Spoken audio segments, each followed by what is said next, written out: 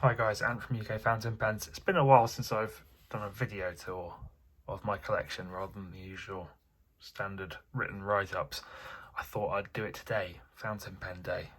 I keep everything that I really care about here in this 15 pen Toyoka Craft tray.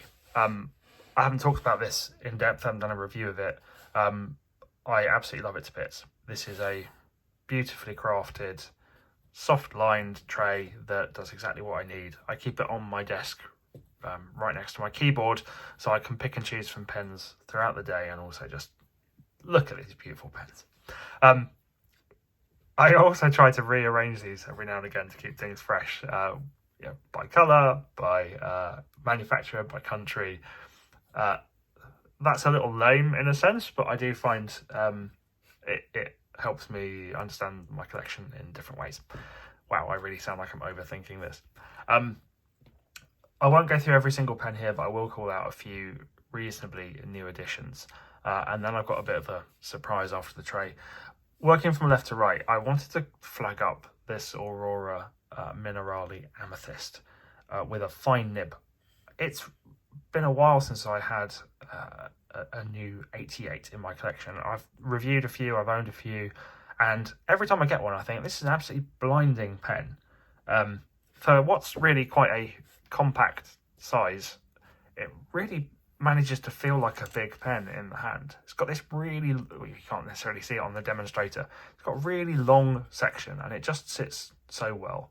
I think Aurora have absolutely nailed the design of the 88, and although some of the editions are pretty expensive, you can pick them up at a discount, and it's a very feature-packed pen as these things go, or rather it ticks a lot of boxes for me. Quick cap, roomy piston filler, long section, ink window, although the ink window is not so important in this demonstrator, ebonite feed, in-house nib, doesn't dry out, clip works really well, it's tick tick tick. This one has a fine nib which is very smooth, which is surprising for Aurora, very firm, and I'm really enjoying it for note taking. The Montblanc Faulkner I had on my list for a while, and I think I don't know why this is such an underappreciated writer's edition. I think it looks absolutely killer. The ribbed shiny polished metal there, and then this sort of greeny brown resin is such a great contrast. Because the metal is towards the middle of the pen, it doesn't feel back weighted like something like the Shore does.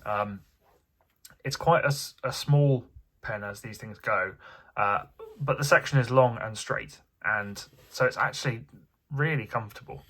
It also has the best, and let me see if I can zoom in, the best nib imprint I've seen on a pen for a while, which is a biplane soaring through the clouds. It's just glorious. This is a medium nib, as almost all of them are. I'm going to have it ground down to a wetter fine, because it's just that bit too broad and a bit too dry for me. But I'm really enjoying the pen itself. Hopefully that will bump up prices of these in the used market. There's the Otto Hut Design C, which it's grubby and covered in fingerprints now. I've been using this a lot since I bought it a month or two back, and it really does spark joy in the Marie Kondo sense. Every time I pick this up, I feel like it's a special pen, and it does write exceptionally well. It's also a huge chunk of steel, so if anyone breaks into my house, I'll beat them to death with it. I recently repurchased a Graph Classic. I had my eye on the Makassar, I hope I'm pronouncing that right, version in black PVD coated, but in the end I rebought the exact version that I previously owned and sold, the Pernambuco, which I think is just a jolly orange colour, and the palladium plated metalwork works really well. I had the nib swapped to a fine, and it does write a real fine. The last fine nib I had from Graph had a bit of an architect feel to it. This one is just a pure sharp fine, and it's great, and I love the length and narrowness. It somehow feels extremely precise in the hand, and it has an awesome cap action too, which really matters to me. At the London Pen Show, I picked up the Sailor King of Pen in Urushi for an absolutely killer price, I thought. And it has really won me over with its medium nib, to the extent that if you saw one of my last posts, I have bought another King of Pen just to get another medium nib to put into another body. This ticks a lot of boxes for me for Urushi pens. Urushi on the threads, which is something that a lot of manufacturers don't do. It's lined inside the cap so that you don't get any scratching. And I love the featureless, lack of cap band. It's a big, beautiful thing. It's actually the longest pen in my tray. And it just writes so beautifully. I do kind of wish I hadn't ended up with 2 red and gold Urushi pens. They look so similar in the tray, and yet they write and behave so differently, not least because the Namiki is brass underneath. Those are the new arrivals in my main tray over here, although I possibly could call out the Lamy 2000 in brown, which I'm very much enjoying. But I have a few surprises in that I have a pen pot of extra pens, which I'm sort of thinking as my fun collection, which is a bit sad, I guess, because these pens are fun too. There's the old favourite Y Studio Classic Portable. I've removed the leather thong off this because it was getting worn out. And I still really, really enjoy this pen. I hope that they bring out this size in their craft foil series, which is simply beautiful. There's the Kusama Una Panahon, which I haven't reviewed because it's such a rare and unusual beast. This was a very, very limited edition. It's stupidly expensive. I think it ended up costing me about £650 for a steel nib pen, but it is crazy, and I think it's beautiful. You may not like the finish, which is peak embedded in with stone, but I think it's fabulous. So there we go.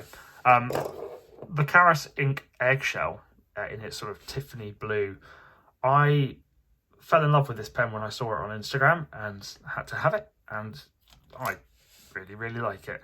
I've always liked the ink, and when the V2 version came out, I reviewed it in bronze and in aluminium. The Cerakote finish, I think, really makes it, and I just love the proportions and the machine clip of this pen. It's great. Yesterday, my Cult Pens Pro Gear Slim Midnight Sky edition arrived. This is my first Pro Gear Slim, say that 3 times fast, and I think it will probably be my last, just because it's so obviously a tiny, tiny pen. I got it with an extra fine nib, and this is the first Sailor nib I've had that was scratchy and dry out of the box. I did a little bit of work on it, and it is much, much better. I really like the combination of the midnight blue with the black ion-plated metalwork. I think as special editions go, this one's really nice. And with the Fountain Pen Day discount on Cult Pens, this was really good value for money as well.